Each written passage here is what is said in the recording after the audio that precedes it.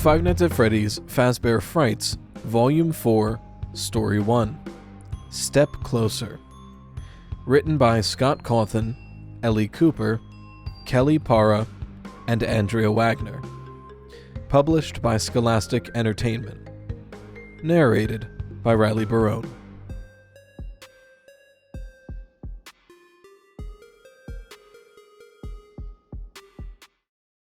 Foxy's yellow eyes glowed in the darkness of the room. His jaw hung open, flashing sharp teeth. Foxy lifted his hook and slashed its sharp tip in front of Pete's face. The hook whizzing by his nose. Pete rolled off the bed, his body shaking. His stomach pitched as he lay helpless on the floor, and Foxy pivoted, looming over him. The shifting of gears filled the room as Foxy swung up with his hook.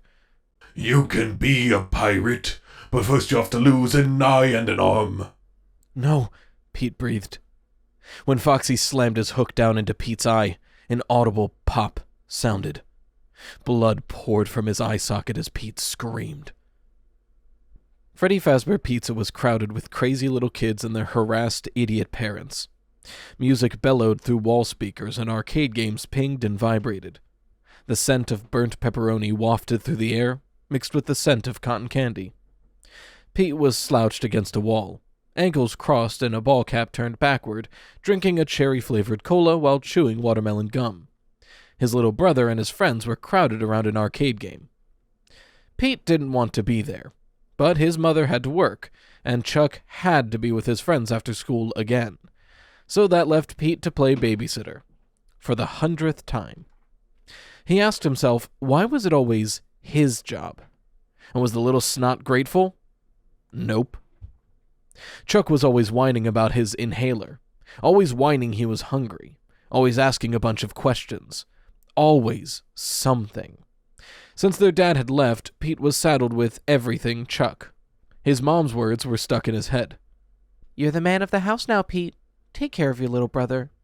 How was Pete supposed to be the man when he was just 16? Did anyone ask him what he thought of his new responsibilities? Double nope. Pete watched a little kid walk up to a couple of employees cleaning up birthday tables. He pulled on a guy's sleeve. The man looked down at the kid and smiled. "Can I help you with something?" he asked. "I was wondering, where's Foxy the pirate?" the kid said. The man's voice was syrupy sweet. "Oh, Foxy's on vacation at the moment. We hope to have him back soon." The little kid stuck his lip out, but nodded as he walked away. The other employee chuckled. "Good one," he told the man. "Yeah, on vacation in the maintenance room. Don't know when they'll bring the show out again." Pete was thinking that over when he realized someone was saying his name. "Pete?" He pulled his attention from the conversation and moved his gaze towards Maria Rodriguez, who was standing beside him. Her black hair brushed her shoulders and her lips were glossy red. She had these bright green eyes with long lashes and a few freckles on her nose. She was a cheerleader at their high school, and he'd known her since the 6th grade. So why did he suddenly feel so nervous around her? "Hey, Maria," he said. "Stuck here with little Chucky, huh?" Pete scowled. "Yeah." "Same here. My little sister's birthday." Maria motioned to a birthday table in front of the stage, with little kids wearing cone hats and eating cake. "Can't believe we used to be like them." He smirked. "Don't know about you, but I was never like that." Maria smiled. "Sure. So, where you been? Haven't seen you at practice lately." He'd been benched from football for unnecessary roughness and having a bad attitude on multiple occasions. Hello? This was football. So he just quit altogether. The truth was, Pete never used to quit anything. He used to finish whatever he started. But after seeing his parents quit each other, finishing things didn't matter so much anymore. Plus, he didn't need any more grief from the coach. He got enough of that from his teachers and his mom. A kid could only handle so much griping. He shrugged. Got tired of it all, you know? "Yeah, I guess. So what are you going to do with all your free time now?" "Well," someone waved to Maria from the party table, and her face lit up. "Yes, finally time to leave." Before she left, she added, "Hey, a bunch of us are meeting under the old Beacon Bridge if you want to come hang out later." Pete smiled. "Yeah?" She nodded. "It'll be fun." Then he shook his head. "Can't. I have to watch Chuck the Chump." Oh, okay. Maybe next time. See you around school. Irritation washed over Pete as he watched Maria walk away. This was all Chuck's fault. Little brat. Everything was always about his little brother. Didn't matter what Pete wanted because nothing mattered when it came to Pete. Dad had left. Mom was in her own little world. They figured they'd just put Pete in charge of Chuck because they didn't have the time to deal with him themselves. But Pete had never signed up to take over their responsibilities. He was a kid, and kids should be free, not worrying about stuff. They should be able to do what they wanted, like hanging out with other kids instead of watching little brothers. But his parents didn't care about any of that, obviously. After all, they never asked Pete if he had wanted them to split up in the first place. They just divorced, and that was that. None of it was fair. Pete had so many emotions inside of him that sometimes he just didn't know what to do with them. Sometimes he felt like a ticking bomb about to explode, like the tension in his body was just under his skin, begging for release. For a while, football had helped. He'd been a beast on the field, taking down players, throwing people out of the way. By the end of practice, he'd been exhausted and empty. Empty was better. It was good. But since he was off the team, Pete was stuck without an outlet. He hated these feelings. He hated everything, sometimes. He watched his brother break off from his friends to head to the bathroom, and his eyes narrowed on the fresh opportunity. Pete tossed his soda at an empty table and walked quickly to his brother's side, latching onto his arm forcefully. Chuck's face screwed up. "Ow, Pete?" "Shut up and walk," he muttered, then blew a bubble till it popped. "Why? Where are we going?" "You'll see." With a quick look over his shoulder, Pete hustled his little brother down a long and darkened corridor. The floor was faded and old, and peeling posters of animatronics lined the walls. The place needed a serious upgrade. Pete had wandered down there before and discovered the large maintenance room. Now that he knew what was taking a vacation inside, he couldn't wait to take Chuck along for a little adventure, considering his brother had always been scared of a certain animatronic. Chuck started to protest. "Where are we going?" "What's the matter? You scared?" "No, I just want to stay with my friends." "We're going to check something out." Chuck hiccuped and licked his dry lips around his braces. He sounded like a toad when he was nervous. "Just leave me alone or I'm telling Mom." "You're such a little snitch. Now you're really going in." Pete dragged his surprisingly strong little brother through the entrance of the maintenance room to meet Foxy the pirate. The heavy doors slammed behind them, engulfing them in darkness. "Pete, let me go!" "Quiet. Someone might hear, and I don't want to listen to you whining like a baby. Do you know how annoying that is?" Pete wouldn't let loose of his vice grip he had on his brother. No. It was time to teach Chuck a lesson. It was time for Pete to do what he wanted. And right now that meant giving his brother a good scare. Little Chuck the chump might even pee his pants. Pete chuckled at the idea. With one hand still firmly on his brother's arm, he fished his phone out of his pocket and turned on the light to guide them slowly through the darkness. The area was strangely quiet, as if it wasn't connected to a boatload of people just down a hallway. The smell here was stagnant and musty, and the air seemed lifeless, as if no one had set foot in this place recently, which was weird when the rest of the building was full of activity. Pete's foot knocked a bottle across the floor. It hit something and shattered. Pete and Chuck froze, wondering if someone would hear, but no one seemed to be around. Pete scanned the floor with the light, revealing scuffed black and white checkered tiles. Dusty tables and a few broken chairs were scattered around the large room. There were cardboard boxes on the tables, half empty with party hats and plates scattered around them. His light flashed on a big, black spider sitting on the edge of one box. "Oh, look at that sucker, it's huge," Pete said. The spider jumped away, and the boys leapt back. "I hate spiders, let's get out of here," Chuck whined again. "Not yet, there's so much to explore. Think of it like one of those adventure games you like to play. We have to find the secret treasure," Pete said, laughing under his breath. More like he had to scare the crap out of his brother a little more. He flashed the light back down to the floor. He stomped on what looked like dark melted candles and strange black markings. "What is that? Are those symbols?" Chuck wanted to know. "Who cares?" Pete continued to wave the light around. Then he saw the small stage with closed purple curtain, and a grin split his mouth. Pinned to the curtain, there was a crooked sign with the words, "Out of service." Score. Hopefully it still works. Pete, we shouldn't be here. We could get in trouble, like big trouble. Like trespassing, you know? That's against the law. That's against the law, Pete mimicked him in a tiny voice. You're such a nerd, you know that? What are you going to be when you grow up, Chuck? A cop? I'll be sure to buy you a donut on the way home. Pete shined the light next to the stage, revealing a rusted control box on a side table. The cover was broken off the box. This is going to be so good. He dragged his brother to the front of the stage. Enjoy the show, little brother. Stop it, Pete! He grabbed Chuck by the shirt and pants, giving him a good wedgie as he launched him onto the little stage. Chuck crashed onto the platform with an "Ugh!"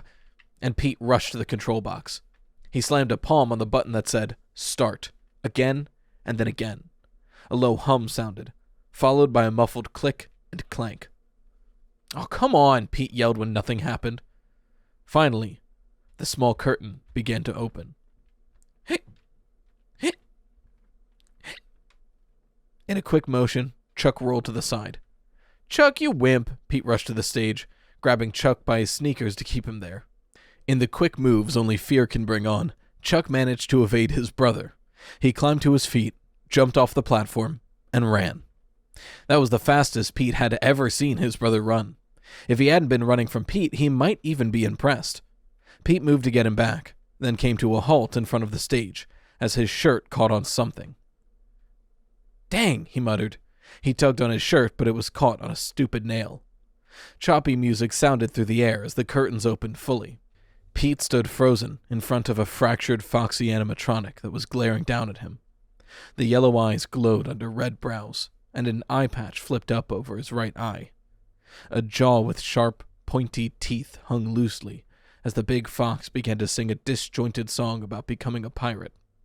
One arm had a hook for a hand, and the other hand was stripped of fur, showing its robotic skeleton. Strange sounds of whirring gears screeched and seemed to echo in the quiet of the room. The robot's chest appeared ripped open, exposing more of his mechanical body. Foxy moved slowly, eerily. Even though Pete knew he was a robot, his deteriorated body looked to be half eaten away by who knew what. A shiver skittered down Pete's spine. He swallowed his gum. He couldn't move his gaze away from Foxy's yellow eyes as he sang. Didn't know why. Just an old, dumb robot.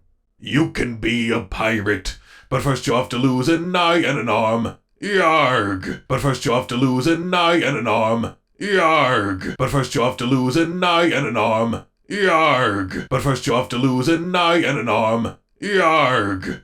The old animatronic was stuck on the same lyric. Pete blinked as a strange feeling came over him, like an invisible, cold, heavy blanket was covering every inch of his body. Then, sinking through his skin and into his bones. But first you have to lose an eye and an arm. Yarg! The room grew still with a sudden silence. Yet Pete remained standing there, in the dark, unmoving. He blinked and looked around, trying to remember where he was. He was in the dark, alone. His pulse scrambled as he stepped back. Then he saw his shirt was caught on a nail, and it all came back to him. He rubbed at his eyes, yanked his shirt from the nail, and stormed away from the stage to find his brother. Dang it, Chuck! Pete watched Chuck suck in a puff of his inhaler before he sat down at the dinner table. He could tell his little brother's nerves were still shot from when Pete took him to see Foxy the pirate. Chuck eyed Pete across the table and squirmed. Pete didn't know what he was so upset about. The little brat didn't even get to see the best part of the show. He'd run away and stuck closely to his friends until it was time to come home.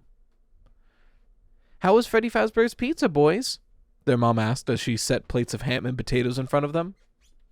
Fine, Chuck said, without looking up from his plate. Yeah, just dandy, Pete muttered, swallowing mashed potatoes. What, did something happen? No, nothing, the brothers said together. Pete gave Chuck a warning look. Better not tell. Mom raised her eyebrows as she sat down. Okay. Well, I have something exciting to share with you both. I thought it was time for us to do something as a family, and something that was good for the world. Pete bit back words that would likely hurt his mom's feelings. What family? It had been nearly 6 months since Dad had left and broken up their family. And when had she become a do-gooder? Something new. Something that represents a fresh start for the three of us as a family unit. Something that could give someone else a fresh start, too. She pulled out a paper from a folder and turned it toward them. Pete read the bold letters in disbelief. Organ donors? Mom nodded in excitement. Yes, we'll be family donors. Doesn't that sound great? Chuck's gaze met Pete's in astonishment. This is your exciting news? You really want us to give up our body parts? Pete asked her. She waved her hand to Pete. Only if something happens to us, silly, which obviously we don't want. But if it did, we could actually help other people who are sick and in need of a new heart or kidney. We could save someone's life. We'd be heroes. We'd be dead heroes, Chuck said. She laughed. Oh, Chuckles, you make me laugh. Yeah, Chuckles, you're a riot, Pete said, deadpan. Chuck scrunched up his face. Hey, Mom, you know what Pete did at the pizza place? Pete narrowed his eyes at Chuck. He knew the little brat couldn't keep his mouth shut. What did he do? He drank way too much soda, Chuck smiled, flashing his railroad tracks. Mom sighed. Pete, come on, I told you what all that soda does to your teeth. Pete just looked back at his mom. What was with her lately? Last month she started to see someone who called herself a life coach. Then his mom had started yoga, chopped her long hair off, and gone on some weird juice cleanse. She'd also gathered a bunch of their stuff and given it away to charity. Now she wanted to donate their body parts? Here, read the flyer, Pete, Mom said. It'll convince you, for sure. Pete grabbed the paper his mom shoved under his nose. The list of organ donations was pretty long. Bones, heart, kidney, liver, pancreas, skin, intestines, eyeballs. Eyeballs. But first you have to lose an eye and an arm. Yarg! Pete flashed back to Foxy. He imagined Foxy suddenly walking off the stage and stalking toward him with his big, sharp hook, his mechanical feet scraping across the floor. Pete's mashed potatoes did a slow roll in his stomach, and he suddenly felt lightheaded. He blinked the image away. What a dumb idea, Mom. Pete, it's not dumb, and it hurts my feelings that you think that. Yeah, Mom was into expressing her feelings lately, too. He shoved his chair away from the table and stood up as his face flashed cold, then hot. I'm not doing it, Mom. Pete, I don't want to talk about it. I'm going to bed. Pete walked out of the dining room. What happened? He heard his mom ask. Chuck sighed. Puberty. Hurry up, Pete! The next morning, Chuck banged on the bathroom door. If Pete didn't get out soon, Chuck would be late for the bus to W.H. Jameson Middle School. If he missed the bus, then he'd have to ride his bike 5 miles to school, and his mom would freak out over his going alone. She was paranoid something would happen if Pete wasn't with him, which he didn't understand since he was almost 12. Well, 11 and a half. Lots of his friends were left by themselves all the time, but not Chuck. Pete always said it was because Chuck was the baby, and their mom couldn't stop thinking of him that way. He heard Pete heave into the toilet, and Chuck stepped back a bit and cringed. Pete was sick, he figured. Chuck's lips curled a little. That's what he deserves for trying to scare me yesterday. Then he let that thought go as Pete heaved again, stepping back and leaning against the wall to wait. Chuck knew Dad's leaving had changed everyone. Pete was angry all the time. Mom kept searching for new things to make her happy. As for himself, he just tried to keep busy. He liked to hang out with friends. He liked to play online video games. And he was pretty interested in puzzles. Yeah, middle school sucked, but going to school was just a part of life he had to get through. Every once in a while, he felt challenged by a project, and then he'd complete it and get bored again until something else caught his interest. He got why Pete hated him half the time, because Mom made Pete watch over him so much. He tried not to be annoying, but everything that came out of his mouth seemed to annoy Pete. Maybe it was just like that with all brothers. Chuck didn't know because he didn't have another brother to compare to. The toilet flushed. A minute later, Pete swung open the door. A wave of serious stink wafted at Chuck, and he waved a hand in front of his nose. Pete didn't look so good. His face was so pale, and his freckles stood out like tiny bugs on his cheeks. His dark hair stuck up in different directions, like he jammed his finger in a socket and shocked himself, and there were dark circles under his eyes. "Geez, Pete, what's the matter with you?" "Nothing," Pete spat out. "Something didn't agree with me.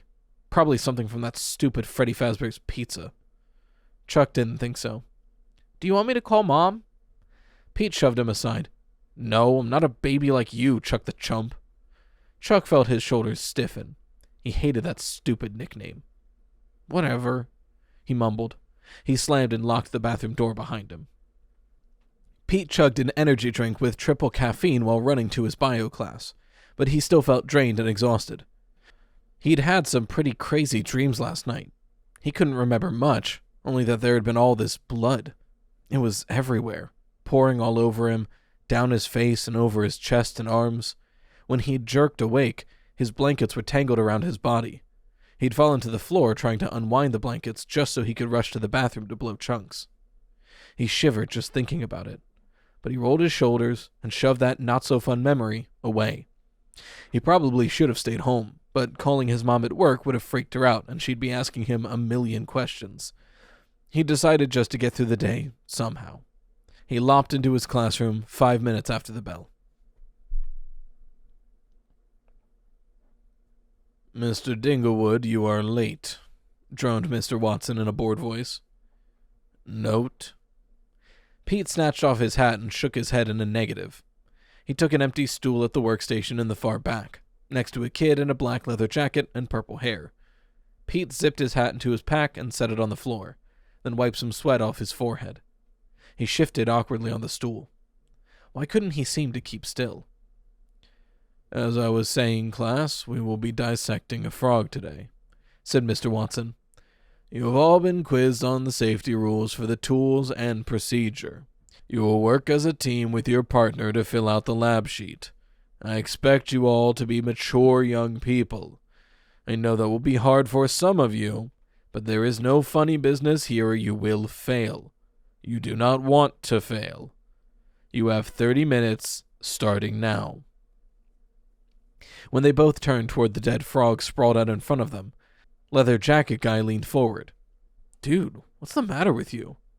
Pete shook his head. "Nothing." Leather Jacket Guy gave him a "yeah, right" look and picked up a small scalpel. 10 minutes in, Pete yawned. His mouth was dry and his hand was starting to shake from the precise cutting. Leather Jacket Guy smirked. "Hey, check this out," he said, and poked the frog in the eye with the scalpel. A weird liquid gushed out. "Sick, right?" Then he shoved the blade into the frog's arm and sliced it off. He picked up the tiny hand and waved it at Pete. Pete shook his head. "I need a break." "Look, I'm sorry. I swear I'll stop messing around." He held out the little frog hand. "Here, let's shake on it." The kid chuckled as Pete pushed off the stool and headed for the classroom water fountain. He took a long couple of drinks. Dang, he was thirsty. And he was starving. His stomach decided to growl then, since he'd skipped breakfast trying to make it to school on time. He was heading back to his workstation when Mr. Watson stopped him. "Everything going well, Mr. Dinglewood?" he asked. Mr. Watson was shorter than him, with white hair and had a white mustache. Glasses hung on the tip of his red nose, as if somehow he was looking down on Pete, even though that was physically impossible. "Yep, things are fine," Pete blurted. Mr. Watson frowned. "Glad to hear it. Now please return to your dissection lab. You, of all people, cannot afford to fail." "That's what I'm doing," Pete muttered, whirling around. It all went downhill from there. Pete took a quick, long stride, and his foot landed on his pack strap instead of landing securely on the floor. That was when he slipped, losing his footing, falling backwards. He felt his toe connect with Leather Jacket Guy in a brutal way. The kid yelped, and Mr. Watson shouted something in reply. Pete landed on his back, his breath knocked out of him. He blinked, and when he opened his eyes, he spotted the kid's scalpel in the air. The small knife must have flown up on impact, but then, in disbelief, Pete saw the scalpel lose gravity and fall towards his face, the point of the tiny blade coming straight for his eye. Adrenaline spurted through his body with the quick reflexes that came from years of playing football. Pete swatted the tool away like a deadly insect just as the blade was about to blind him. The scalpel hit the stand of the workstation and fell to the floor.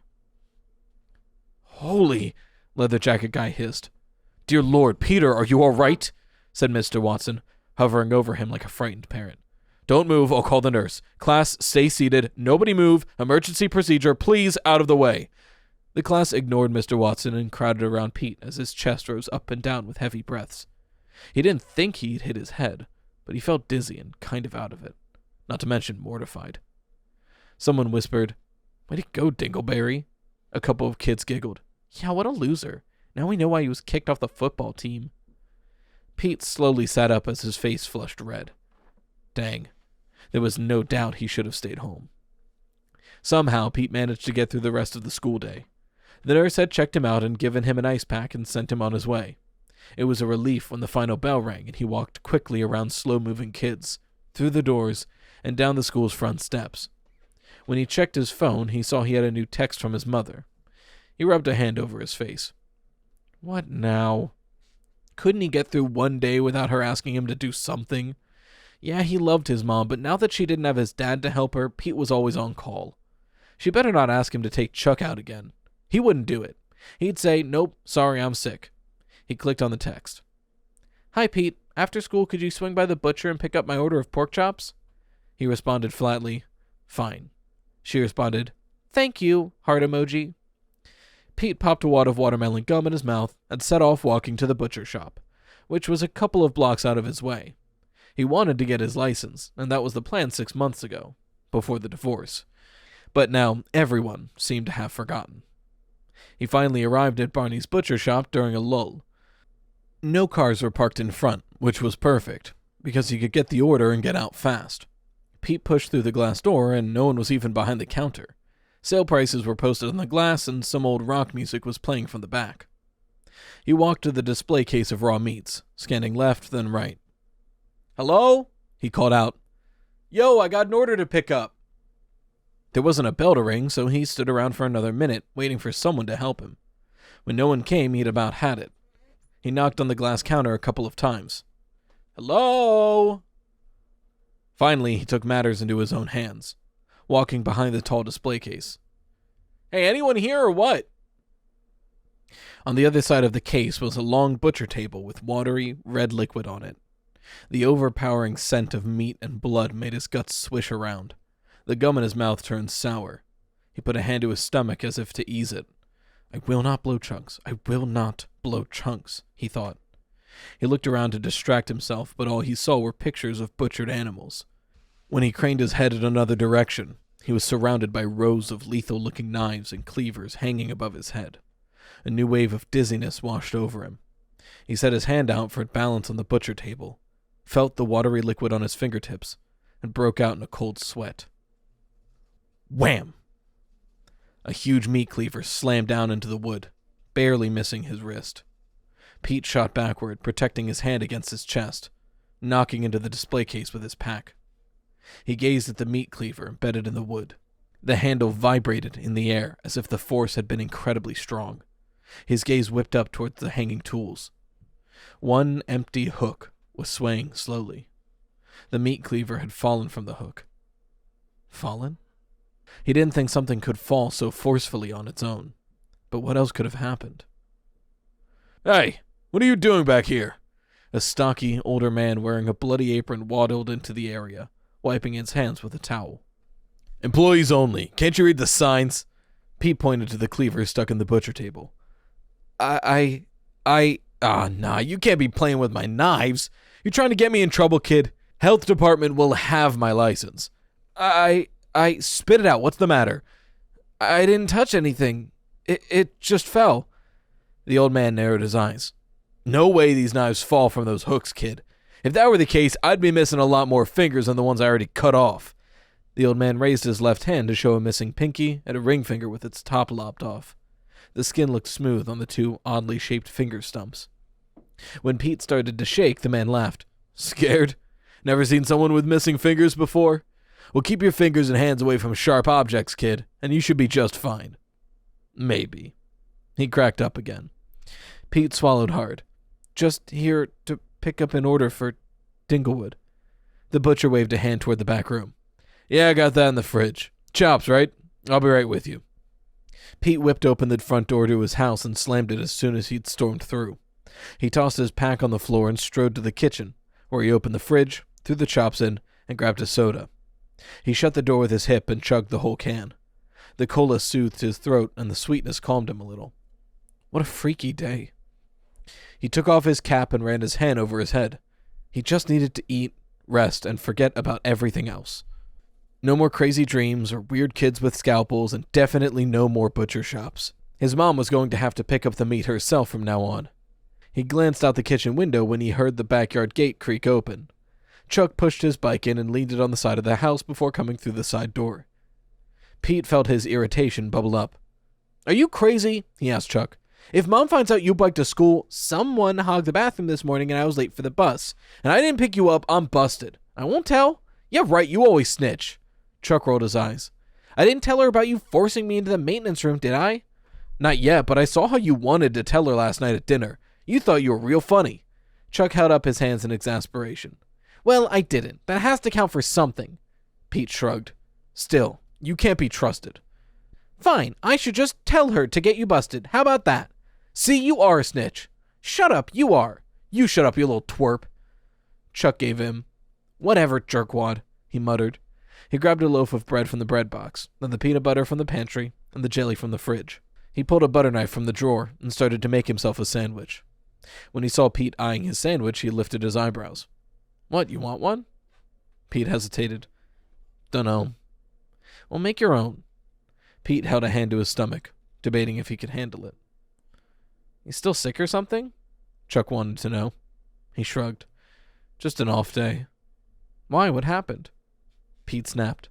Don't worry about it. None of your business. No freaking way would he tell anyone else about the embarrassing incident in bio class and flying cleavers. Especially not his twerp brother who would run and tell Mom and freak her out. Fine. Chuck finished making the sandwich and slid it across the counter toward Pete. A peace offering? Pete lifted his eyebrows in surprise as Chuck began making another. You know, Mom filled out that organ donor paperwork for us, Chuck said, like it was a casual conversation. Pete's jaw dropped. What? Why? Chuck nodded, flashing his braces, looking almost pleased. She said you'd come around to the idea eventually. But I told her not to. Since when does Mom ever listen to what we want? Chuck took a bite out of his sandwich and kept talking with his mouth full. It's not a big deal anyway. You're dead when they take your organs. Your life or soul or whatever is gone. What do I care? Why do you even care so much? Pete didn't even know where to start. Here he was, trying to save his body parts all day long, and his mom was trying to give them away. It's just a stupid idea. Chuck gave him a curious look. Wait, you're scared, aren't you? No, shut up. I looked it up. You want to know why they cut into you and take your organs? It's so cool. They split you open, like in a Y incision, then your guts are all hanging out. Then they remove everything piece by piece.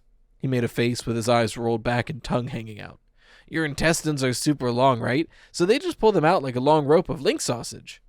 Chuck made a motion with his hands like he was pulling out a long piece of rope from his stomach. I said to shut up. Pete grabbed the sandwich and fled to his room. The next morning, Pete sipped from his triple caffeine energy drink as he walked to school. The sun was out, which improved the walk a lot. Today had to be better than yesterday, he figured. Last night he had weird dreams again, but luckily the details drifted away as soon as he woke up, and there hadn't been any spewing his guts into the toilet, so that was a score. He'd barely spoken to his mom last night or this morning. Why had she signed him up for a donor when he'd told her not to? He didn't even want to eat the pork chops he'd picked up last night. All they did was remind him that he'd nearly lost his hand. When he passed a construction site, he paused a moment. He looked across the street and decided against crossing with all the busy traffic. Instead, he'd go right under the scaffolding. Pete scanned the boards above him, making sure there weren't any weird tools that could fall on his head. He heard motorized saws and drills sounding from inside the site, but nothing coming from the scaffolding. When he figured he was safe, he relaxed a little.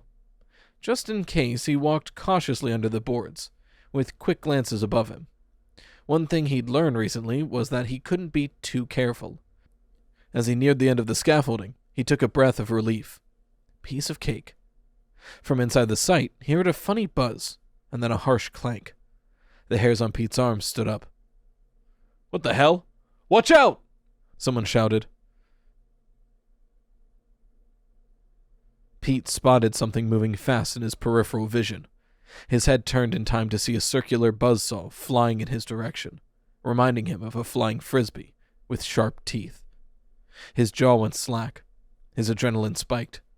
He dove backward as the round blade flew through the air toward him. He held up his hands in defense, like maybe he could catch it. Then he realized that was the worst thing to do, and tried to pull his hand back out of the path of the flying blade. He thought he was home free when he felt it slice into his flesh just above his wrist, followed by a sharp stinging. He crashed to the ground, his drink pouring over him. Air gushed out of his lungs. His eyes were wide when he lifted his arm, watching in shock as blood poured down his skin. "Oh man, kid, someone call 911! A construction worker rushed to his side, grabbing onto his helmet as if not sure what to do with his hands. "Let me get a clean rag, just don't move." The worker ran off and other people started to gather around. "Kid, are you okay?" A man in a suit stood above Pete and leaned down. He had a phone to his ear. "Hello? Yeah, there's been an accident. There's a teenager. He's bleeding on the arm. At a construction site on Willington and Salisbury. Hurry, please." "Don't worry, kid. Help is on the way." "Yes, he's conscious." Dazed, Pete glanced at the open gash on his arm. It wasn't very deep, but he could have died. "Pete!" Mom yelled as soon as she stepped into the house. "Pete!" "In my room," he called out. He was lying on his bed, staring at the ceiling. After the paramedic bandaged him up at the construction site, he called his mom and walked back home. He didn't even want to wait for a ride.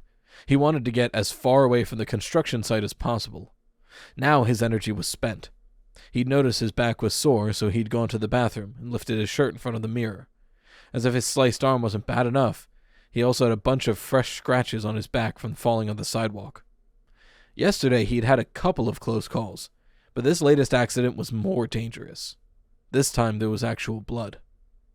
Mom swept into his bedroom in a flurry of nerves. "Oh my gosh, oh my baby!" Pete sighed. "Mom, I'm okay. It's a small wound. I didn't need stitches. Everything is fine." She grabbed his hand, scanning the bandage on his arm. "How did this happen?"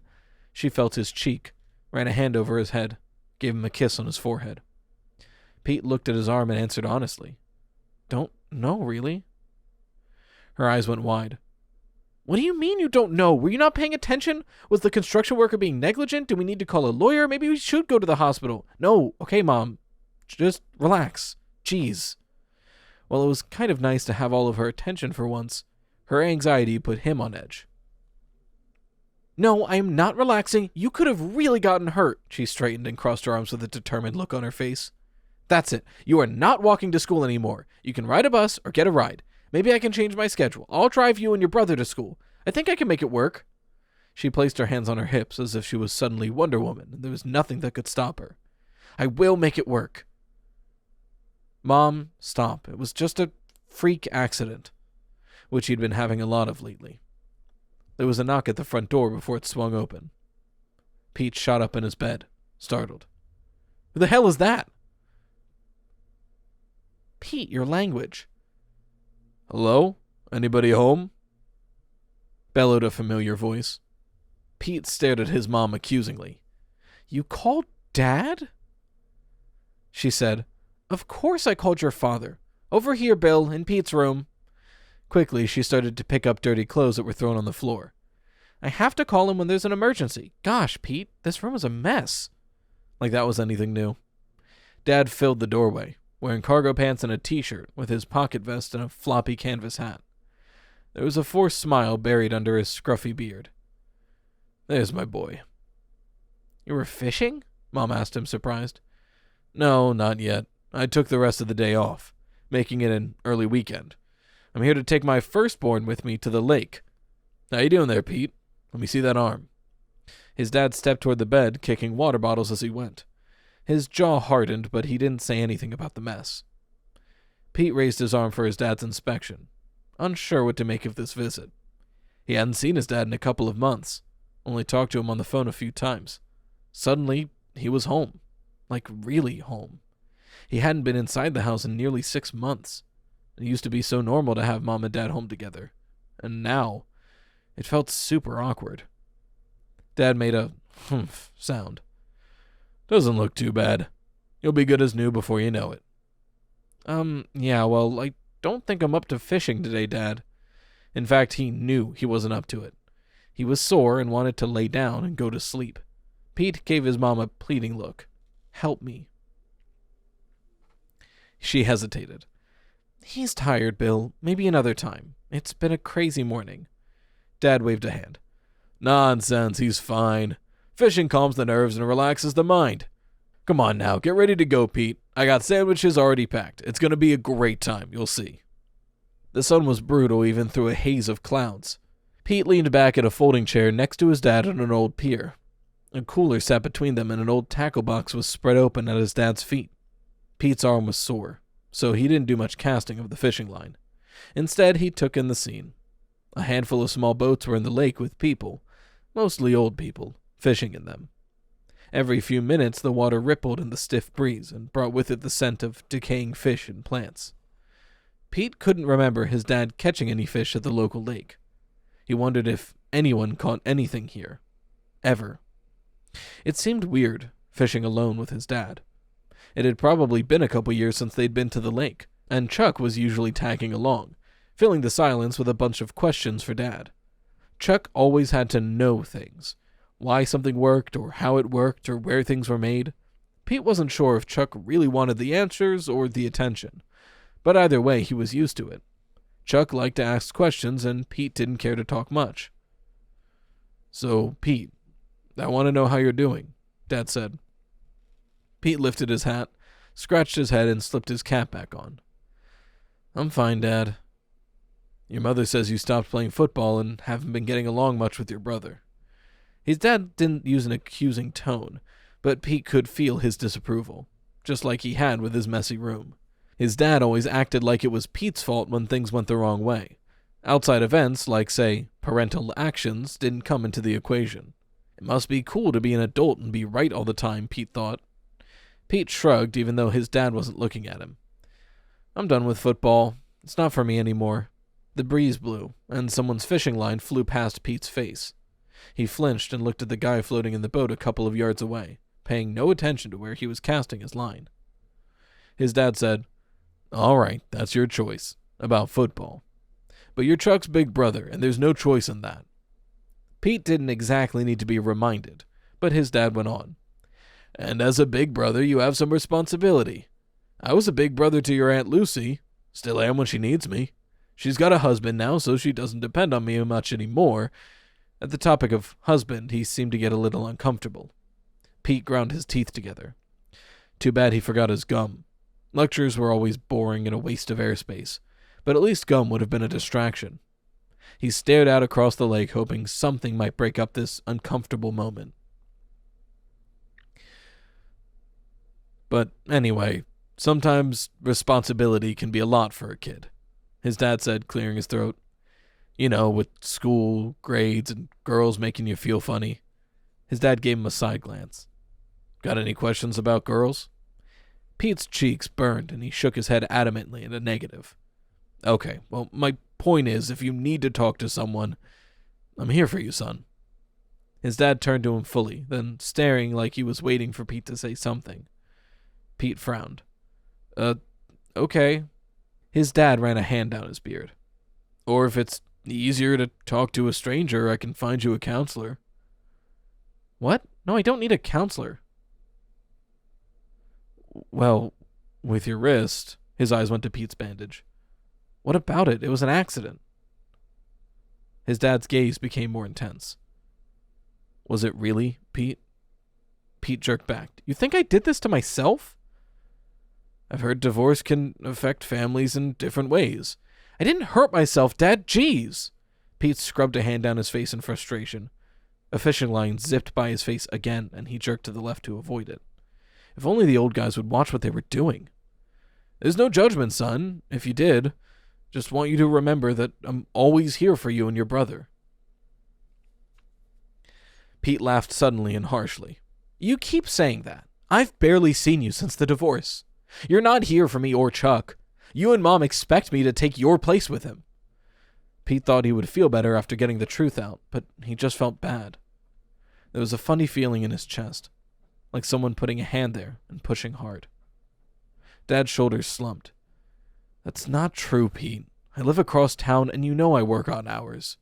I'm doing the best I can. You and Chuck need to know that. I mean, I'll try harder. I love you both. Yeah, Pete heard that a lot from both of his parents, but words weren't enough anymore. If Pete wanted to, he could really just cry right now. But crying hurt even worse than getting mad. So he decided on the mad.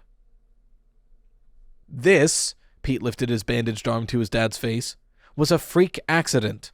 There were witnesses, okay? Unless I used my mind to make a buzzsaw fly at me and try to take my hand off, right? Not freaking possible. Just take me home, Dad. I'm done. Please calm down, Pete. Please just take me home. Pete stood so quickly that his folding chair skidded back. A gust of wind blew against him, almost taking his hat. He grabbed it before it could float away. Then he heard a very faint sound before something sharp tore into his cheek, just below his eye. Something tugged at his face. Ah! Pete! He dropped his pole as his hands flew to his face to find a fishing hook stuck into his skin. The hook was attached to a fishing line, trying to pull his skin off. He leaned forward, screaming. Shock and pain flooded through him. His heart was pounding so fast he thought it might explode out of his chest. The line was so tight, Pete stepped forward again to try and ease the pressure. There was only dark water below him, and he couldn't stop himself. I'm going to go head first into the lake, he thought. He felt his dad's arm wrap around him to keep him from falling. Hold still! His dad whipped out a small hunting knife and cut the line. The pressure instantly released. Pete hunched over in severe pain. Blood dripped into the water. His dad held him. It's okay, buddy. I got you. He pulled him back from the edge of the pier. I'm sorry, someone called out. Is he okay? The freaking wind blew my cast towards you guys. I can't believe it. Pete, look at me. Come on, let's see the damage. His dad leaned him back. Pete could barely see the hook sticking out of his face. His eyes watered, snot ran from his nose, and tears mixed with the blood dripping down his cheek. Dad blew out a breath. Oh yeah, got you pretty good, but you'll be just fine. We're lucky it didn't take out your eye. So I guess Pete had a bad day. Pete and Dad came home, and Mom rushed to Pete. His face was all bandaged up. Chuck's eyes widened. Wow, he almost looked like Frankenstein. But he'd have to save that nickname for another day. How did this happen? Mom practically shrieked. Oh, Pete, your poor face. Hey there, Chuck, my boy.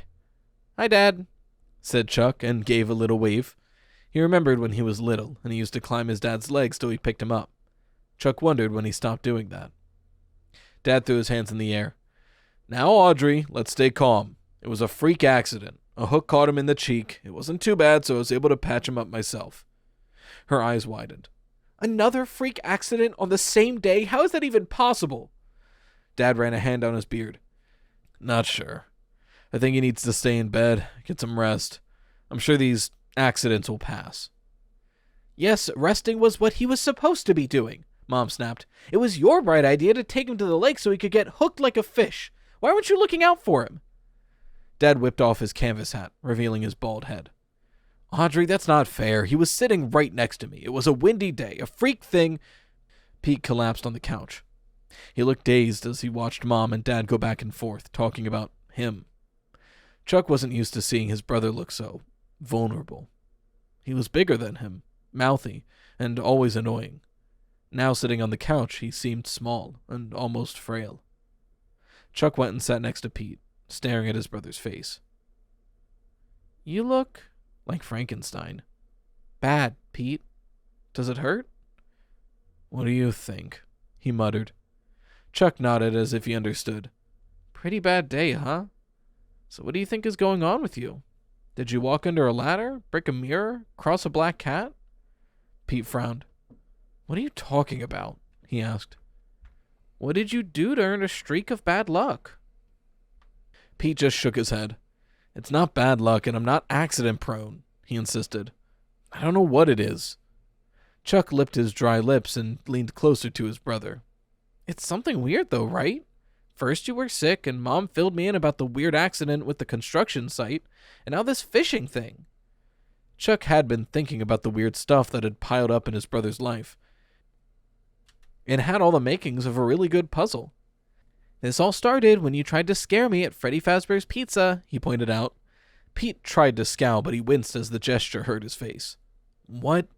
Now you're trying to say this is something like karma? Bull. No way. I don't believe in that stuff.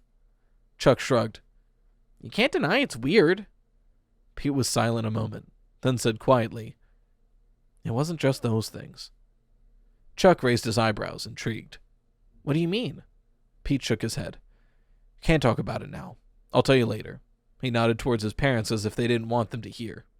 Chuck went to his room, sat on the floor in front of his TV, and started playing video games.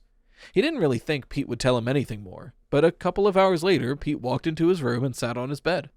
His cheek was puffed out below his eye, and his eyes were bloodshot. Chuck paused his game and looked at him, waiting. In school yesterday, I slipped and fell in biology class. I kicked a kid, and his scalpel went flying. When I hit the ground, the scalpel was going for my eye. Chuck's mouth dropped open. No way. I knocked it away before it could hit me. Chuck was impressed. Quick thinking.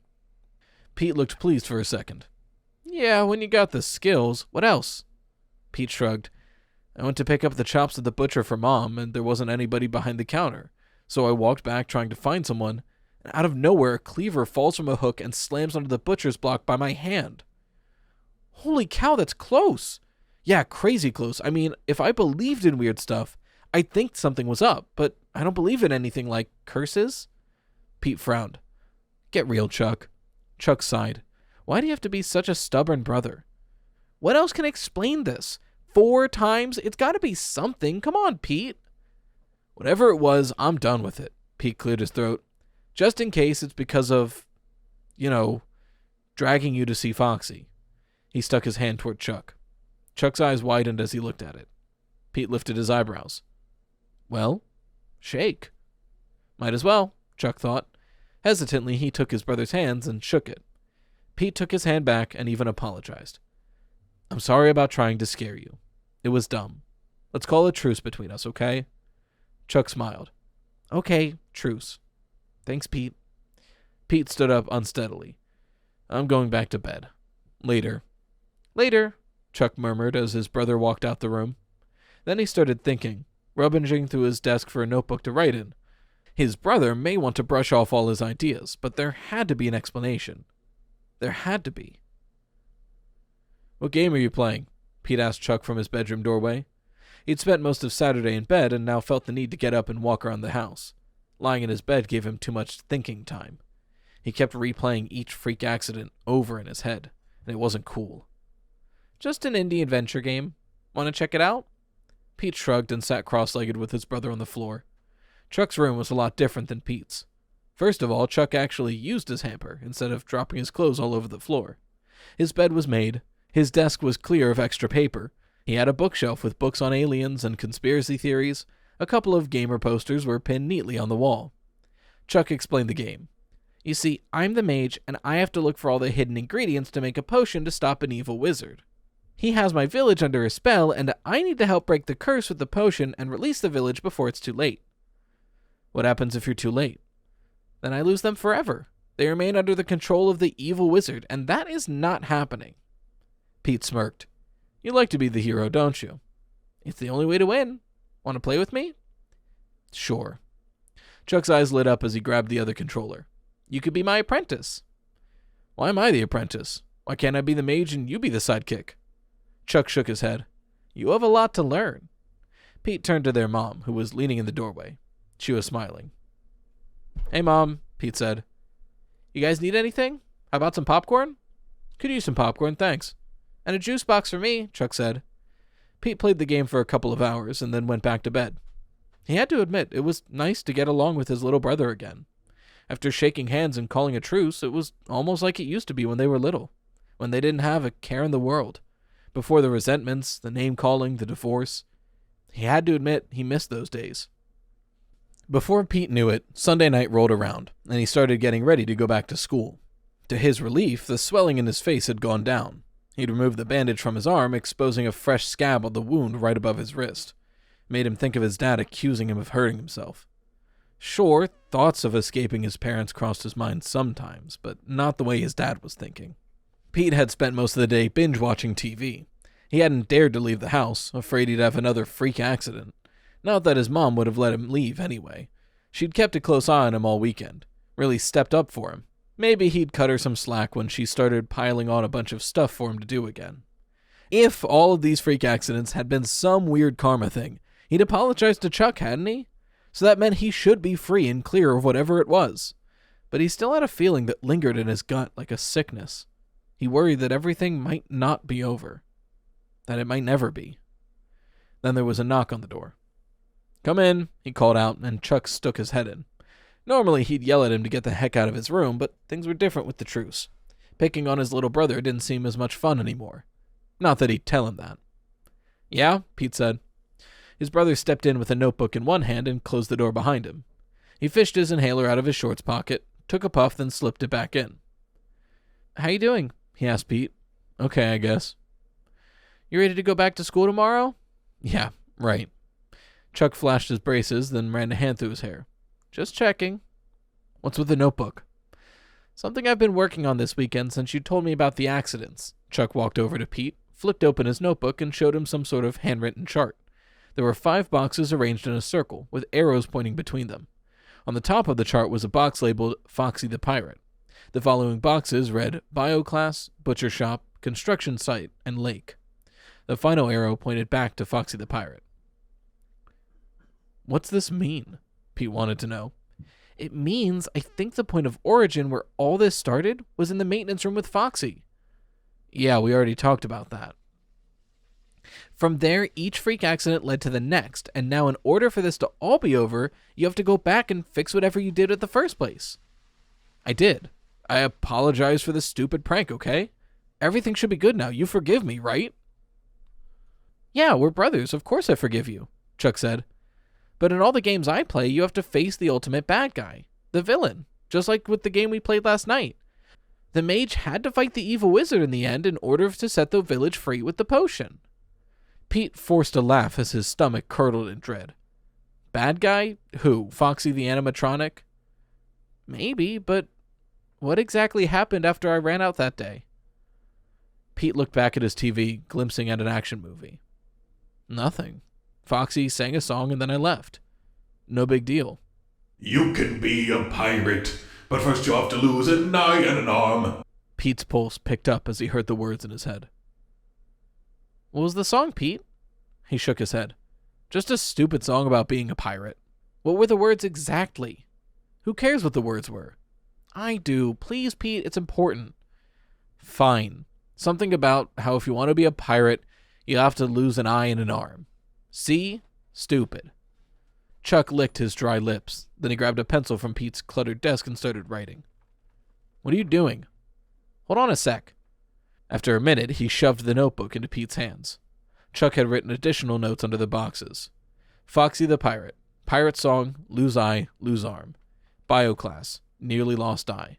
Butcher Shop, nearly lost arm. Construction Site, nearly lost arm. Lake, nearly lost eye. Pete shook his head in denial. "No," he muttered as he started to shake. "You're wrong." "You can't ignore the facts, Pete. Foxy wants you to become a pirate, and the accidents are getting more dangerous." "No," he yelled. "Foxy's a damn robot. He's made of metal and gears." He ripped the page out of the notebook and started to shred it. "This is all made up in your messed up gamer brain. It's fantasy, not real." "Pete, stop. Shut up. Just get out of my room." He shoved his brother and threw his notebook at him. Chuck stumbled back in shock, his face turning red. "I'm trying to help you." Pete jammed a finger in the air toward Chuck. "No, you're trying to scare me for all the times I've scared you. It's always winning with you, right? Well, this isn't some game for you to win." "I know that. I'm not trying to win. I'm trying to figure this out." Mom appeared at the door. "Boys, what's all the yelling? What's going on? Tell Chuck the chump to get out of my room. Don't call me that, Frankenstein face." Pete's face scrunched up. "Oh, you've been waiting to use that one, haven't you? You're going to pay for that. Truce is officially over." "Fine by me. You can take your stupid truce and jam it up your nose." "Boys, calm down. I said get out of my room. I am! Chuck scooped up his notebook and ran out. Pete turned back to his mom. After a moment, with an exaggerated sigh, she closed the door. Pete was so freaking angry, he started to cry. Pete tossed and turned in bed since his mind was wide awake. His pajamas felt too warm, his blankets too heavy. His bedroom was dark except for the moonlight that filtered through the curtain on his window. As he stared at the curtain, he thought he saw something dark flash behind the fabric. Pete got to his feet and walked to the window, pushing the curtain aside. The front yard was quiet. A car was parked at the curb. A row of trees lined the street. Nothing out of the ordinary. He rolled his shoulders back to release his tension. Then he went back to bed. He hit his pillow a couple of times to get comfortable. Then he stared at the ceiling and stared some more. No use. He still couldn't fall asleep. A moment passed as he found his eyes lured back to the window. Don't get up. Don't look. But he couldn't help himself. Something felt strange. He was alone in his room, but he felt like he was being watched, which was completely stupid. Sighing, he stood and walked back to the window, again pushing the curtains aside. He was about to step away when he caught a movement behind the trees. Was something there? Pete's pulse raced. He rubbed his eyes, blinked, and searched for more movement, but nothing was there. His mind was messing with him. He was freaking paranoid. He took a breath and released it. It was probably just the wind blowing branches. He scrubbed his hands down his face and lay back down in bed. The wind howled, and somehow that calmed him a little. Then the backyard gate creaked. The gate must have come unlatched in the wind, right? Just to be certain, Pete listened carefully. An owl hooted. A door creaked. A second later, he jerked upright, his heart pounding. Was that creaking inside the house? He crept to his bedroom door and slowly opened it. He searched the empty hallway. No one was lurking around. He was starting to really freak himself out. Mom and Chuck were asleep. No one else was in the house. Just go to sleep, he told himself. He stomped to his bed, threw himself down, and squeezed his eyes shut. He thought he heard a footstep. Just go to sleep. The floor creaked outside his door, and a chill crept down his spine. No one else is here. He told himself it was just his imagination, but the air seemed to shift around him. The hairs on his arms stood up, and he couldn't deny his unease anymore. When he opened his eyes, Foxy stood above him. Terror sucked the air from Pete's lungs. He couldn't move, couldn't speak. Foxy's yellow eyes glowed in the darkness of the room. His jaw hung open, flashing sharp teeth. Foxy lifted his hook and slashed the sharp tip in front of Pete's face, the metal whizzing by his nose. Pete shoved himself off the bed, his body shaking, but he couldn't get off the floor. Foxy pivoted, looming over him. The shifting of gears filled the room as Foxy swung up with his hook. You can be a pirate, but first you have to lose an eye and an arm. No, Pete breathed. Foxy slammed his hook into Pete's eye, and there was an audible pop. Blood poured from his eye socket as Pete screamed. Foxy's mechanical foot slammed onto his right arm, crushing muscle and grinding against bone. Pete convulsed in agony. He tried to push Foxy off him. Too heavy. Too strong. Pete's heart pounded. Tears and blood ran down his face. Foxy hacked down, his hook tearing into Pete's hand, splintering bone and tearing muscle until it was ripped off completely. Foxy lifted his hook and watched Pete's hand dangle, blood spilling down. Pete screamed. Pete woke up screaming into his pillow. Since he was finding it hard to breathe, he bolted up, gasping for air. Sweat stuck his shirt to his skin. Sunlight was beaming through his window. He was home, in his bedroom, alone. He spread his hands out, fingers wide, and saw they were attached. He reached for his eyes, and both were still there. He was alive, and he could see. All body parts were intact. He took a deep breath of relief. Just a nightmare. Why did it have to seem so real? Pete swallowed hard as his stomach turned, and he started to tremble. He felt as if he'd had a version of the same dream before, but this time, He remembered every detail. With a hood pulled over his head, Pete walked into North Hillside High School on Monday morning and gaped at the huge sign hanging in the hallway. Find your treasure on the high seas. Homecoming Carnival today at lunch. A pirate head was drawn under the slogan saying, "I matey," while flashing a hook for a hand. Pete nearly turned around and walked home, but he knew how nervous his mom had been when she dropped him off at school. "Everything is going to be okay, Pete," she said, like she was trying to convince herself. "Yeah, Mom, everything will be fine," he reassured her. "Mom?" "Yes, honey?" "You're a good mom." She blinked rapidly and smiled. "Thank you, son. You make me very happy." The truth was, he'd hoped everything would be fine. He realized that all he wanted was to have everything back to normal, with boring classes and unnecessary tests, and even taking care of his little brother. He was ready for it to all be over, and now he could see that he had an okay life, even if his parents weren't together. His parents loved him and Chuck, even though they were often wrapped up in their own worries and obligations. He had a nice and comfortable home, a few friends. He wasn't one of those kids to make the best out of high school, but he'd get through it like everybody else. He walked farther down the hall, taking in the posters on the walls. There were pirate ships, parrots, skulls, and crossbones, and pirate heads everywhere he turned. The student council always went all out for homecoming week. He could feel people gaping at the mess on his face, but he tried not to pay attention as they whispered and pointed. He walked to his locker and spun the combo, taking care to avoid a kid in a pirate's costume and an eye patch. He unloaded some overdue homework from his pack, then pulled out his biology book for his first class. "Dude, what happened to your face?" Duncan Thompson asked him. Duncan was Pete's locker neighbor, a short and stocky dude with a buzzed head. They used to play football together. For his version of school spirit, he had skulls and crossbows painted on both of his cheeks. Pete shrugged as he shut his locker. "Fishing accident, no big deal." "Like how? You get cut with a knife or something?" Pete didn't want to go into the details. "Something like that." "Makes you look gnarly, though. Like nobody should mess with you, you know what I mean?" Pete cracked a smile. "Cool. Gonna miss you at the homecoming game this week, dude. You would have looked pretty intimidating on the field, sporting a fresh scar on your face." "Yeah, thanks," Pete said. Duncan smiled and held up his fist. Pete bumped it. He walked away from his locker, feeling a little better. He held his head high as people watched him, ignoring the stupid pirate decorations and costumes. Yeah, he had the "don't mess with me" vibe going on, and he liked it. Pete's morning classes went smoothly. He didn't dare get up from his seat during class, and he stayed far away from any sharp objects. When the lunch bell rang, he felt surprisingly good, as if he really did end his streak of freak accidents. Now he just needed to make amends with his little brother. The worst part was that he had made amends before he'd blown it again by yelling at Chuck and kicking him out of his room. He just didn't want to believe what Chuck believed, that it all wasn't over yet, that he had to go back to face Foxy. Pete shivered. He'd apologize to Chuck and reinstate their truce, and Chuck would understand. He was pretty sure. His little brother seemed to forgive him easily.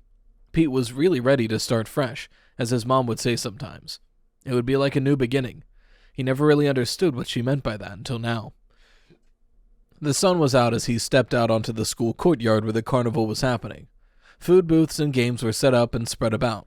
Kids roamed around eating cotton candy and junk food. There was a water dunk tank with their vice principal, Mr. Sanchez, waiting to be dunked. A pie-eating contest was set up, along with an arm wrestling table, water gun races, and more. A DJ was playing music and giving away t-shirts.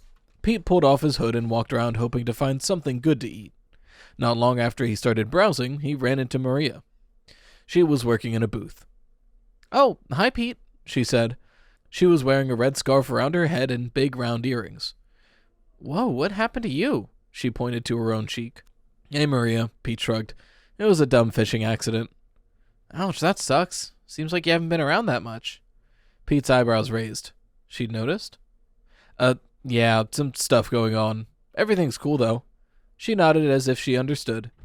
"So you want to win something? All you have to do is stick your hand in this box and see what you get." She nodded at a large table with a hole in the center. Pete stuck his hands in his jeans pocket. "No, it's cool, I'm good." She smiled. "Come on, it's just for fun. Don't you want a prize?" Pete's stomach quivered as he pulled out his right hand, closing his grip into a fist. All the freaky stuff was over, he assured himself. He was safe now. Sure, I guess. Hesitantly, he stuck his hand in the hole, and after a few seconds, it was surrounded by something. What the heck? Maria let out a small laugh. What'd you get? He tugged his hand back, but it was stuck. He pulled harder, and the grip on his hand tightened. Unease rippled through him. Sweat sprouted on his forehead. Pete planted his feet and tugged so hard the table started to lift. Pete, stop, you're going to break the table, Maria said. My hand's stuck. I know, Pete, calm down. Maria knocked on the table really hard. Okay, stop, I said stop. Suddenly, Pete got his hand out, and it was attached to something that looked like a Chinese finger trap, except it was big enough to cover his entire hand. Pete stared at it in disbelief. The stronger he had pulled, the tighter the trap had gripped his hand. Maria looked guilty. I'm sorry, Pete. It's just a joke we've been playing on the students. You know, just a little fun for homecoming. Everyone else thought it was funny. I'm not everyone else, he snapped. A kid popped his head out of a hole in the table. His hair was spiky and he had an earring in his nose. Dude, relax. Take a joke, why don't you? Pete didn't even know what to say. He was that freaked out. Not cool, he stammered, trying to pull the trap off his hand. Somehow it just gripped tighter, squeezing off his circulation. He swallowed hard. It felt like tiny knives poking under his skin. Get this off me. Wait, I'll help you. I know how to do it. Maria rushed out of the booth to Pete, pushed the trap closer to his hand so that it would eventually loosen. I'm sorry you're so upset. Yeah, right, just get it off already, he said, barely holding it together. I'm trying, okay? It's stuck for some reason. Hold on. She ran back to the booth to grab something. It wasn't just stuck. It was squeezing tighter and tighter. His hand started to throb with pain. Not again was all he could think. Hey, the kid in the box whined. Don't cut it, then we can't use it anymore. Maria came back with scissors. I have to, it's not coming loose. She cut from the opened end of the trap until she finally freed his hand. By the time she got it off, Pete's skin looked completely purple and felt completely numb. He opened and closed his grip to get the circulation going. Maria's eyes widened. Oh my gosh, Pete, I'm so sorry. I can't believe this happened. It's a freak. Don't say it. He cut her off. You just shouldn't have done that. You shouldn't have tried to trick me. I thought we were cool. We are. When her cheeks reddened and she bowed her head, Pete's throat tightened. I said sorry, Pete. Look, whatever. No big deal. I gotta go. Then, before he could say anything else, he stormed off, trying to calm his nerves as he rubbed his hand. What a stupid joke. How's that even funny? And it was another freak thing. He swallowed hard as his throat squeezed even more. He couldn't take any more accidents. He just couldn't, or he'd lose his mind. A rush of students suddenly surrounded him like a herd of cattle, shoving him through the doorway of a mirror maze as they ran inside. Hey, watch out, he yelled. He tried to get out of the pack, but there were too many of them. He just pressed against the wall as they finally passed by, laughing and screaming. Dude, look, there's like 20 of us in the mirrors, someone called out as they disappeared. Pete tried to get back out through the entrance, but somehow he found himself lost in the freaking mirror maze. He walked in the opposite direction to get directly to the exit. Instead, though, he came to a dead end, and a pirate appeared in the mirror, with a hat slanted to cover his face, and a lethal hook attached to his arm. When he finally moved the hat, Pete could see that the pirate had the face of a fox. Pete flinched. He looked behind him, thinking the fox pirate would be standing there, but there was only another mirror. His heartbeat picked up speed, and his brain emptied of every thought but one. Have to get out of here. He turned down narrow corridors, fleeing for the exit. Images of the fox pirate and himself were reflected in every mirror. When he ran, the fox ran. Sweat dripped down Pete's face. All he knew was that he couldn't let the fox pirate catch him. He was breathing hard when he finally saw a light at the end of the small mirrored corridor. But before he could get there, the fox pirate jumped in front of him, raising his hook. As if by instinct, Pete reared back and punched the fox pirate in the nose. Then the pirate stumbled back, a hand to his mask as Pete rushed out. Pete was practically hyperventilating as he stepped into the carnival. He was unsteady and off balance, as if he'd just come out of a carousel. Kids laughed and stared as questions circled around in his mind. Where do I go? What do I do? He stepped backward and collided with someone. He whirled around to see a clown with a pirate hat. The clown waved, but Pete shoved him and ran toward a tent, pushing through the flaps of the heavy canvas. He needed to get out of the carnival, but he was so mixed up he didn't know where he was going. He found himself rushing into a booth with several balloons pinned to a wall. A dart came at him and scraped his cheek. He hit the next one away with his hand. Someone yelled, "Hey, there's a kid there!" Pete himself sprang forward to tell them to stop, but it was too late. That was when the last dart hit home, sticking into the skin beside his inner eye. He yelped in pain. Kids gasped. Someone screamed. Pete reached up slowly and pulled the dart out. A trickle of blood dribbled down his face. He threw the dart down and sprinted out the other end of the tent, panicking. He ran into another tent. Exotic birds were caged inside, tweeting and squawking. A parrot shrieked, "Lose an eye! Lose an arm!" Pete halted and whirled toward the bird. His body was shaking. "What did you say?" "Squawk! Squawk!" The bird was bright green with a black beak. It flapped its wings at Pete. "Squawk!" Pete grabbed the cage and shook it. Feathers scattered. All the birds in the tent started to go crazy. "What did you say, you stupid bird? Foxy, are you in there?" No, it didn't make any sense for Foxy to be inside the bird, but Pete didn't care. Since when did any of this make any sense at all? Whatever was happening to him was still happening to him, and he'd had enough. "You're not going to win, you hear me? You are not going to win." "Hey kid, take it easy." Someone grabbed Pete's shoulder and turned him around. "What's the matter with you?" Pete pulled away from the man, a teacher at the school, Mr. Burke or something like that. "Nothing's the matter." Pete wiped the sweat from his forehead and blood from his cheek. "Nothing. Nothing except for a chain of freak accidents that involved losing an eye or an arm. Nothing except for a robotic fox that wanted him to become a pirate or dead, whichever came first." Chuck had to be right. He had to get back to face Foxy and finish this once and for all. Mr. Burke reached out a hand. "You don't look too good. You're bleeding from your eye. Let's go to the nurse to get you checked out." Pete pulled away. "No, I'm fine," he insisted. "All right, take it easy. What happened to your cheek?" "Too much has happened to me." Pete just shook his head. "Too much." How could he begin to explain? "I just want to help," Mr. Burke said. "What's your name?" "No, you can't help me. No one can. He's after me and he's never going to stop. I believe him now. I thought I could fix it all by apologizing." Pete laughed bitterly. "Yeah, funny, huh? Like sorry ever fixes anything. But I had to try, right?" "Who's after you, kid? What's his name? We can sit down with the principal, get all this sorted out. You just have to calm down. Take a deep breath." "You don't understand. There's no sitting down or talking. He's a freaking robot." Mr. Burke's eyes widened. "A robot? Help me to understand. Let's just sit down a moment. You can talk to me, okay? Sometimes we think things are worse than they really are. But once we stop and look at the whole picture, it's not that bad at all. Believe me, kid, happens all the time." "No, it's bad. Really bad. But I know what I have to do now. It'll all be over soon. I have to go back to the point of origin, where it all began. I have to face the villain." Before the teacher could stop him, Pete slipped away. He booked it down the school hallway, drenched in sweat.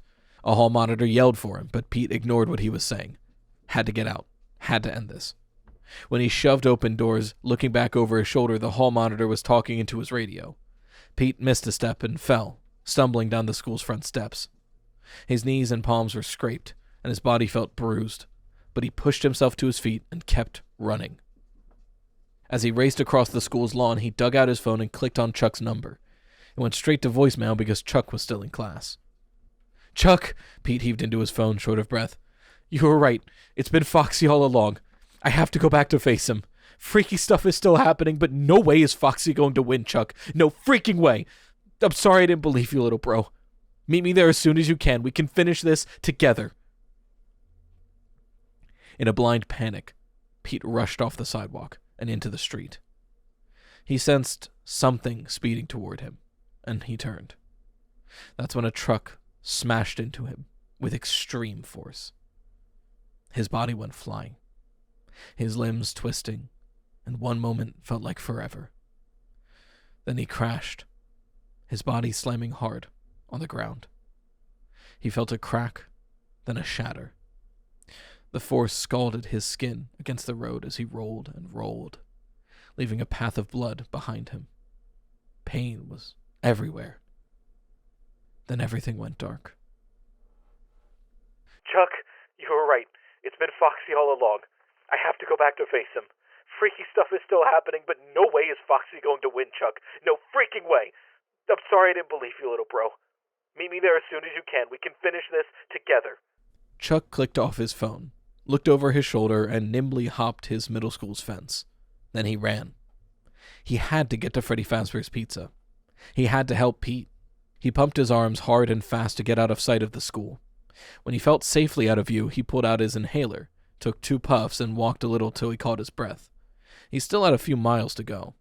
He wished he had his bike, but he didn't, and he wouldn't let Pete down. He wouldn't let him face Foxy alone. He started to run again, but that didn't last long. He wasn't much of an athlete. Chuck could run, but it was usually short distances. He always did poorly in the timed mile in gym class. He glanced around and stiffened up when he saw a police car. No, he ducked into a donut shop and waited for the cruiser to drive by. He wasn't used to breaking the rules and ditching school. This was the first time he'd done something like this. What would happen if Mom found out? Would she ground him? Pete would probably laugh at him for being so scared, but that was okay. Pete could laugh at him all he wanted once this was all over. He was out of breath when he got to Freddy Fazbear's Pizza, and his shirt was stuck to his back with sweat. He pushed through the front doors and felt relief when the cool, conditioned air hit his face. Little kids were running around as he made his way to the corridor that led to the maintenance room. There was some sort of manager standing in front of the walkway. Dang it. Chuck bounced on his feet, waiting for the guy to walk away. He pretended to play an arcade game until the guy finally moved along. Chuck walked slowly to the doorway, slipped through, and raced down the corridor until he got to the door. It swung open enough to reveal absolute darkness.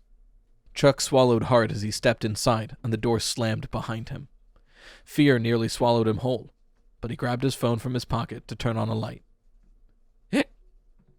He smacked a hand to his mouth to try and stop the dumb hiccups. He flashed the phone light to the left and to the right. No freaky ghosts, no robots. He took out his inhaler and took a quick puff as he continued to look around. Still the same dusty tables with old supply boxes and broken chairs, like the first time they had visited. For some reason that felt like weeks ago. "Pete," he whispered. "Where are you?"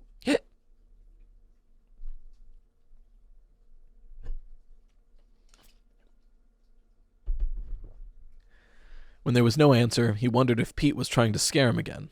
Then he pushed that thought away. Pete had sounded really upset on that voicemail. He'd been physically hurt, and he finally believed Chuck's theory that it all began with Foxy. They were finally agreeing on something. Now Pete was treating him like a real brother instead of a problem he had to deal with every day. "Pete, are you here?" When he was answered with silence, Chuck dialed his brother's number. It rang and rang, finally going to voicemail. "Pete, where are you? I'm here with Foxy waiting for you. Call me or just hurry up and get here. You know this place gives me the creeps." Chuck ended the call and stepped forward, aiming the phone light at a small stage. A chill ran through him, and he shivered. Instinct told him to move far, far away from that stage, to get out. He couldn't, though. This wasn't about his fears. This was about his brother. Swallowing hard, he walked over to the control box. He would find out what happened to Pete that day.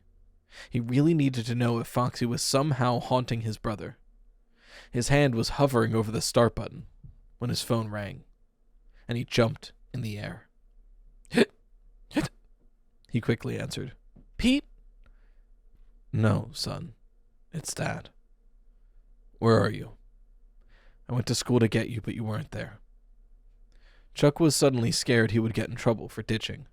His throat tightened. I'm sorry, Dad. Pete needed me. I had to leave. I won't ever do it again, I promise." "Pete? What do you mean? Did you talk to him?" Not exactly. He left me a message to meet him, but he's not here yet. I don't know where he is. He won't answer his phone."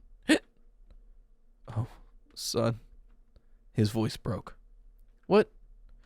What is it, Dad?" A wave of dread washed over him. "Why were you picking me up at school?" "Chuck, there's been an accident." Dad picked up Chuck at Freddy Fazbear's Pizza and drove faster than normal to Pete's high school. He didn't ask any questions about why Chuck was supposed to meet Pete there. He said Mom had gone straight to the school when she got the call that Pete had been hit by a truck. "Let's keep the ditching school from your mom for the moment," Dad said. "She doesn't need any more on her plate right now." Chuck felt the guilt like a punch in the gut. "Okay, Dad. You have to understand it was for Pete. I would never do it otherwise." "I know, son. Don't worry too much about it. Brothers look out for each other." Chuck nodded as they drove closer to the high school. Chuck spotted flashing lights. Police cars were blocking the streets. Barricades were holding kids far away from the sidewalk. Chuck swallowed hard. "Pete's gonna be okay, right, Dad?" Dad pulled to the side of the road, a block away from the emergency vehicles, and shut off the engine. "He's going to be fine." But his voice sounded funny, like his throat was tight. His eyes looked scared and uncertain, as if he didn't believe his own words. Chuck rushed out of the car with his dad. They headed towards the flashing lights. A police officer held up his arms. "Sorry, can't let you through." "That's my son. I need to see him. My wife is here." "Name?" "Dinglewood. My son's name is Pete Dinglewood. He's the one who was hit."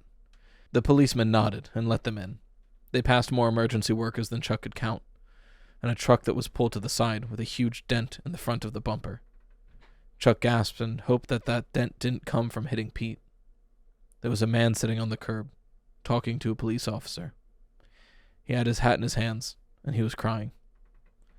Chuck glanced towards the middle of the street and froze when he saw Pete's shoe lying there. It was a plain, white sneaker, making the blood splattered on it horribly noticeable. All he could think was that Pete needed his shoe. Little black numbers on plastic folded cards were scattered around the road, like for an investigation. Chuck swallowed hard and followed his dad until they spotted his mom standing by a gurney. Her back was to them, and her shoulders were shaking. "There's Mom," Chuck said, even though he was pretty sure Dad had already seen her. Dad rushed to her side and put his arm around her. Chuck held back, afraid to see Pete on that gurney. He pulled out his inhaler and took a puff before he got any closer. Behind the barricades there were some other high school students. Some faces were in shock, some kids were crying, and some kids were in pirate costumes. Pete probably loved that. The thought made Chuck's lips twitch, but he couldn't bring himself to smile. "Chuck," Dad said, reaching out a hand. "Come here, son." He was crying. He'd never seen his dad cry before. Chuck didn't want to move, didn't want to walk to the gurney. If he could have, he would have gone in the opposite direction. But he forced a step forward, and then another. He felt dazed and in slow motion, as if he was walking through heavy syrup. When he finally reached his dad and Mom, he moved between them for support. Pete was laying on the gurney. His eyes were closed, and he looked incredibly pale. The scratches from the fishing accident stood out like angry, red lines on his face, and he had fresh scrapes etched into his forehead. Chuck waited for his eyes to open, waited for him to move, blink, anything. "He's gone, Chuck," Dad said through tears. His words made Mom cry even harder. A man in a white uniform shirt walked over to them. "I'm sorry for your loss. We can meet you at the hospital when you're ready." Dad said, "Yes. Thank you." The man was wearing blue gloves. He grabbed the large zipper at Pete's chest and pulled it up, sealing Pete into a large canvas bag. Just like that, Pete was gone. Pete felt frozen, like he couldn't move any part of his body. Strangely, he didn't feel cold or hot or any pain. He was surrounded by darkness. There were distant voices, sounds of movement. "Hello? Where am I?" he wondered. Weirdly, he couldn't move his lips. What the heck? It seemed like a long time passed. Finally, he heard something like a zipping sound. Then a bright light appeared around him. There was a man above him wearing clear goggles, a blue cloth cap, and a face mask covering his nose and mouth. Was he a doctor? Hey, dude, you gotta help me. I feel weird. Pete figured he must be at the hospital. He'd been hurt by the truck. He remembered. He was trying to get to the pizza place, but he'd forgotten the rule his mom had ingrained in him since he was little, to look both ways before crossing the freaking street. Well, now he'd be fixed with some surgery. Relief flooded over him. He'd get fixed up, and then he and Chuck would face Foxy together, and then it would all be over. Finally. Another man appeared above Pete, looking down with sad eyes. Poor kid. So young, he said. Yeah, hate it when they're young like this. Really a shame. Gives me chills sometimes. Because of your own kids, right? Yeah, I'll be sure to give them an extra hug when I see them. Me too. The two men lifted up Pete's body and set him on a hard table. Hey guys, for some reason I can't move. What's the matter with me? Did you give me something to numb me? This is kind of freaking me out, and I've had a really bad week, so please tell me everything is okay. A terrible thought dawned on Pete. Oh no, did the truck hurt my legs? Will I be able to walk again? Is that why I can't feel them? Why won't you talk to me, guys? I need answers. I need help. One man put his gloved fingers above Pete's eyes. Weird. What? I can't close his eyelids. It's like they're frozen open. It's happened before. Yeah, but I don't like it. I want them closed. The other man laughed. Suck it up, Buttercup. We have work to do. He picked up a handheld screen. One good thing says here the kid's an organ donor. Wait. What? Yeah, parts of him are going to some lucky recipients. He's young, his organs are healthy. We've got to work fast, though. No, there's a mistake. I'm okay. I'm not ready to give up my organs. Mom, Dad, where are you? Don't let them do this to me. The men grabbed large scissors and started to cut his clothes away. A few minutes later, music filled the room. Wait a minute. Is this another nightmare? Am I dreaming? Please let this be a bad dream. Let this not be real. Wake up now, Pete. Wake the hell up. You got plans tonight? Yeah, taking the kids to Freddy Fazbear's Pizza. I love that place. My kids love that place, too. Those animatronic things kind of freak me out, but the kids love them. Whatever makes them happy. Stop! I'm alive! You can't take my organs before I'm dead! Someone help me, please! The first man grabbed a scalpel and placed its point onto Pete's chest. Oh, hold up a minute, the other man said, reading again from the screen. What's up? Oh, thank goodness. Tell him this is all a mistake. Tell him I'm still alive. Tell him not to cut me open. We have an urgent case. In need of the eyes and one hand. Says here the kid is an exact match. The hand doesn't have much damage. It'll work, but we've got to put everything on ice quickly. The transport will be here before we know it. Now let's do that first.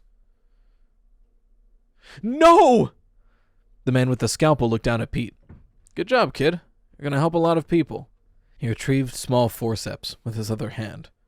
The second man turned on a small buzzsaw, the blade spinning into a circular blur. Let's get to work. Pete began to hear Foxy's music playing in his head. You can be a pirate, but first you have to lose an eye and an arm. Yarg! Pete watched in helpless horror as the first man leaned down to take his eyes. 4 weeks later, Chuck rode his bike to Freddy Fazbear's Pizza. The clouds were heavy and dark, and there was a cold bite in the air. When he'd come home from school, no one was there. Even though Chuck knew the house was empty, he called out, Hello, Pete? The refrigerator answered back with a low hum. The house wasn't very big, but it seemed huge and empty to Chuck. He used to want to be old enough to stay home by himself. Now that he'd gotten his wish, he wished for company. Mom had finally been able to go back to work after weeks of crying. Dad was also at work. Somehow, the grief of losing Pete had reunited his parents, and Dad had moved back home after the funeral. One day, Chuck watched both of them clean up Pete's room. They picked up the dirty clothes, threw away some garbage, made his bed, and closed the door. It hadn't been opened since. Chuck hadn't met up with his friends in a while. He was supposed to be home doing his homework, but something had been driving him to go back. Back to Freddy Fazbear's Pizza. Back to see Foxy. He'd never told anyone what he and Pete had really thought about Pete's freak accidents, how they believed the trouble had started, or why they had planned to meet at Freddy Fazbear's Pizza to face Foxy once and for all. For weeks, Chuck had felt this heaviness on his chest, like he was supposed to do something that he never got to do. Like he had a puzzle that was incomplete. He'd replayed Pete's last message over and over since the funeral. Chuck, you were right. It's been Foxy all along. I have to go back to face him. Freaky stuff is still happening, but no way is Foxy going to win, Chuck. No freaking way. I'm sorry I didn't believe you, little bro. Meet me there as soon as you can. We can finish this together. Pete's death nagged at Chuck day and night. Sometimes when he was sitting in class, the bell would ring, and he'd realize the period was over before he'd notice it had started. He was falling behind in every subject. Teachers stared at him, but no one said much. They all knew he'd lost his brother. They all knew he'd changed. Chuck sat alone at lunch, writing in his notebook, filling it with notes, ideas, and scenarios on what could have happened to Pete, and how they could have stopped it all before Pete had gone. Well, no more what-ifs. Chuck was done wondering. He locked his bike onto the bike rack in front of Freddy Fazbear's Pizza. When he stepped through the doors, the familiar scent of pepperoni wafted over him. The pings and musical game sounds vibrated around him. He walked through the arcade and saw a group of kids huddled around a game. That used to be him. He'd always loved this place. Until that fateful day when Pete dragged him down the corridor to the maintenance room and everything had changed. He walked through the play area and over to the birthday tables and watched a couple of families sitting right in front of the stage. Everyone looked so happy. Little kids were eating pizza, enthralled by the show of the animatronics. Some were singing with their mouths full. The kids clapped and cheered after the song finished. Chuck walked toward the corridor that led to the maintenance room. He looked over his shoulder to see if anyone was watching. Then he slipped through. He walked slowly down the darkened hallway, past the old posters, until he reached the door. He reached out for the handle, and his hand shook. He took a deep breath and pulled the heavy door open, stepping into the darkness. The door slammed at his back, the sound echoing in his ears. He pulled out his inhaler as his breaths thinned and took a puff. Then he shoved his inhaler into his pocket and pulled out his phone light. He went straight to the small stage and straight to the open control box. No more wasting time. A shiver crawled down his back, but he ignored it. If he hesitated, he knew he wouldn't do it, and he'd been replaying this moment over and over in his head. He had to do it. He had to find out what happened to Pete. "This is for you, Pete," he said into the dark room. "I'll face the villain and beat the game." He braced himself and slammed down on the start button. He waited for the curtain to pull back, for Foxy to begin to sing. But nothing happened. All Chuck heard was complete silence.